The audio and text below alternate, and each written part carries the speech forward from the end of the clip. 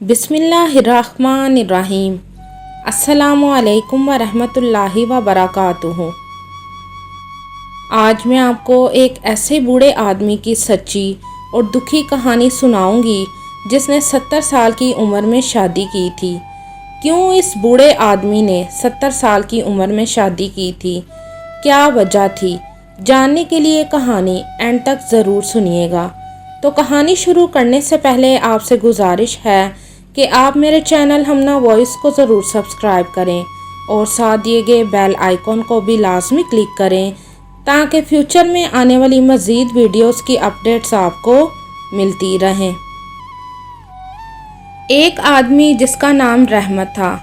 रहमत एक गांव का रहने वाला था।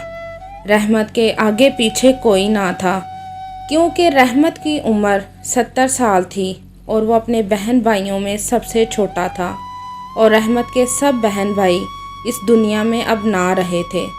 रहमत ने शादी भी ना की थी। अगर कोई कहता कि बाबा रहमत तुमने शादी क्यों नहीं की, तो रहमत बोलता यार मुझे अभी तक मेरी मर्ज़ी की लड़की ही नहीं मिली। तो लोग कहते अच्छा रहमत बाबा अगर आपको मिल जाए तो क्या आप अब शादी कर लोगे। तो रहमत बोलता नहीं यार, अब गिनती के 2-4 दिन रह गए हैं, अब फ़ायदा शादी करने का, और वैसे भी अब मेरी अल्लाह अल्लाह करने की उम्र है। रहमत एक कच्चे मकान में रहता था और उस मकान में सिर्फ एक ही कमरा था। रहमत के पास शायद उसकी माँ की सब चीज़ें थीं जो वो अभी तक इस्तेमाल कर रहा था, क्योंकि रहमत का घर ही ऐसा घर था जहाँ पुराने वक्तों की चीज़ें मिलती थीं। रहमत का एक दोस्त जिसका नाम अमजद था, वो भी रहमत के ही गांव में रहकर खेती बाड़ी करता था। लेकिन अमजद अपने बच्चों के इसरार पर शहर में शिफ्ट हो गया था। एक वक्त था कि अमजद का घर गांव का सबसे अमीर तरीन घर माना जाता था, क्योंकि अमजद का घर ऐसा घर था जहां दुनिया की हर सहूलत मौजूद थी और अमजद के बाद रहमत के घर का नंबर आता था। जब से अमजद गांव से गया था तब से अब रहमत का घर गांव का बड़ा घर माना जाने लगा था। लेकिन वक्त गुजरने के साथ साथ रहमत की उम्र बढ़ती जा रही थी और रहमत अपनी हिम्मत के मुताबिक खेती बाड़ी करने लगा था। रहमत ने अब अपने कई खेत भी बेच दिए थे और अब सिर्फ 2 खेत ही रहमत के पास थे जिन पर रहमत खेती बाड़ी करके अपना गुजारा चला रहा था। रहमत अपने घर के सारे काम खुद करता था। जब मोहल्ले की औरतें रहमत को घर के काम करते देखती, मसलन खाना पकाते और कपड़े धोते देखती, तो खूब मजाक उड़ाती और कहती रहमत बाबा कब तक खुद काम करोगे, अब तो तुमको कोई लड़की भी नहीं देगा। अगर जवानी में शादी की होती तो ये दिन ना देखना पड़ता। रहमत सब औरतों की बातें सुनकर खूब चिढ़ता था और गुस्से से उनको बोलता था अरे चुप करो, शर्म नहीं आती तुम लोगों को बूढ़े आदमी को तंग करते हुए। तो आगे से वो मोहल्ले की औरतें मुस्कुराने लगती थीं। रहमत का दोस्त अमजद महीने में 2 मरतबा रहमत के घर ज़रूर आता था। अमजद रहमत का बचपन का दोस्त था। अमजद ने कई दफ़ा रहमत को कहा कि चल यार मेरे साथ शहर चल, शायद तुझको उधर कोई लड़की मिल जाए, लेकिन रहमत ना माना। जब रहमत की उम्र 40 से 45 साल थी तो अमजद ने कई लड़कियों की तस्वीरें रहमत को दिखाईं, पर रहमत कहता यार इनमें से कोई भी मेरे मतलब की नहीं है। अमजद को भी बहुत दुख होता था जब वो रहमत को इस उम्र में काम करते देखता था। अमजद अब भी कई बार रहमत को कह चुका था यार अगर तूने शादी कर ली होती तो बुढ़ापे में किसी का सहारा तो तेरे साथ होता। कम से कम यार ये तो सोच ले कि आखिरी वक्त में तेरे पास तेरा कोई अपना तो होना चाहिए ना।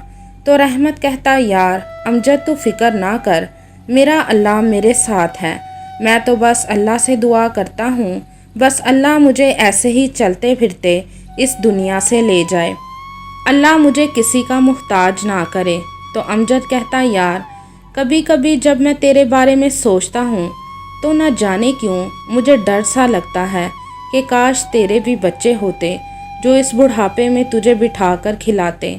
تو رحمت ٹھنڈی آہ بھرتا اور کہتا، یار پر اولاد کا سکھ بھی کسی کسی کے نصیب میں ہوتا ہے۔ کچھ لوگ ایسے بھی ہیں جن کی اولاد تو ہے پر وہ اولاد ان کی فرما بردار نہیں ہے، تو پھر ایسی اولاد سے بے اولاد ہونا ہی بہتر ہے۔ پھر رحمت کے 2 سال ایسے ہی گزر گئے۔ پھر ایک دفعہ لگاتار بارش ہونے کی وجہ سے رحمت اور سارے گاؤں والوں کی فصلیں تباہ ہو گئی تھیں، اور سیلاب آنے کی وجہ سے سب کے گھر تباہ ہو گئے تھے، اور بہت سے لوگوں نے دوسرے گاؤں کا رخ کر لیا تھا۔ ان میں سے رحمت بھی ایک تھا۔ رحمت کے پاس اتنے پیسے تھے کہ اس نے دوسرے گاؤں میں جا کر ایک چھوٹا سا مکان خرید لیا تھا۔ سیلاب آنے کی وجہ سے جو رحمت کا گھر اور کھیت تباہ ہوئے تھے، رحمت ان کی وجہ سے بہت دکھی تھا۔ کبھی وہ سوچتا، سب لوگ ٹھیک ہی کہتے ہیں کہ اگر میں نے شادی کی ہوتی تو یوں اکیلا اور بے بس نہ ہوتا، میرا بھی ایک چھوٹا سا خاندان ہوتا تو گھر میں بچوں کی آوازیں گونجتی، کوئی ادھر سے ابا بلاتا تو کوئی ادھر سے ابا بلاتا۔ کاش مجھے بھی کوئی پکا کر دینے والی ہوتی۔ جب میں تھکا ہارا کھیتوں سے گھر واپس آتا تو وہ میرے لیے پانی لاتی۔ یہ نہ ہو میں مر جاؤں اور کسی کو پتہ ہی نہ لگے، اور دفنانے کے بغیر ہی میں ایسے ہی گل سڑ جاؤں۔ رحمت ایک خوش مزاج آدمی تھا۔ وہ ہر وقت بس ہنستا مسکراتا رہتا تھا۔ اسے شادی کا بھی کوئی غم نہ تھا، لیکن آج اسے اکیلا پن بہت محسوس ہو رہا تھا۔ وہ اپنی تنہائی سے تنگ آ گیا تھا۔ وہ چاہتا تھا کہ کوئی اس کا دکھ سنے اور پھر اسے کندھے پر تھپ تھپا کر حوصلہ بھی دے۔ رحمت بہت دکھی تھا۔ رحمت بیٹھا انہی سوچوں میں گم تھا کہ رحمت کے دروازے پر دستک ہوئی۔ اس وقت دوپہر کا وقت تھا۔ جب رحمت نے دروازہ کھولا تو ایک عورت تقریباً 50 سال کی عمر کی ہوگی، جس نے ہاتھ میں پلیٹ پکڑی تھی، وہ رحمت کو دیکھ کر بولی، ہم نے میلاد کروایا تھا، سوچا آپ ہمارے نئے پڑوسی ہو تو کیوں نہ آپ کو بھی یہ چاول دے دیں۔ رحمت اس عورت جس کا نام سلطانہ تھا اس کو دیکھے جا رہا تھا۔ کیا تیج تھا اس کے چہرے پر، اتنے بڑھاپے میں بھی اس کا رنگ گورا تھا، بالوں کا رنگ مہندی کی وجہ سے لال لال لگ رہا تھا۔ اتنی سادگی میں بھی وہ کتنی خوبصورت لگ رہی تھی۔ وہ رحمت کے ہاتھ میں پلیٹ دے کر گھر چلی گئی اور رحمت اسے بس دیکھتا ہی رہ گیا تھا۔